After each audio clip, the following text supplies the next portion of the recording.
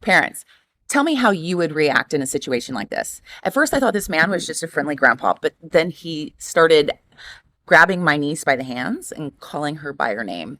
So this is the story. Today my niece and I were at our neighborhood pond feeding the ducks when a man walked up to us. He picked up the bread from the ground and he held it up to Maya and he said, "Here, sweetie, feed the ducks from your hand." I immediately said, "No, thank you." But it was like he didn't even hear me. He just kept talking to Maya.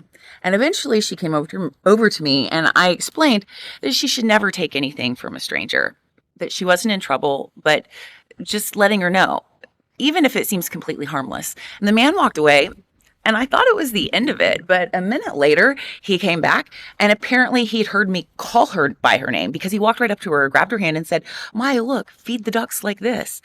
I completely lost it. I started spiraling and yelled at him and made quite a scene. And he just stood there like he couldn't understand what he did wrong. Eventually, he ran off. And I sat there afterwards completely freaked out about what could have possibly happened.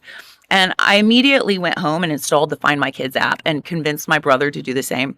Because there's this family circle where you can see the location of everyone in your family. I love that idea. I've added my brother's kids to our intimate family circle. And I set it up to let me know when my son gets to school and all my nieces and nephews get to school as well. So I know where everybody is and where they're supposed to be. And it gives me so much peace of mind.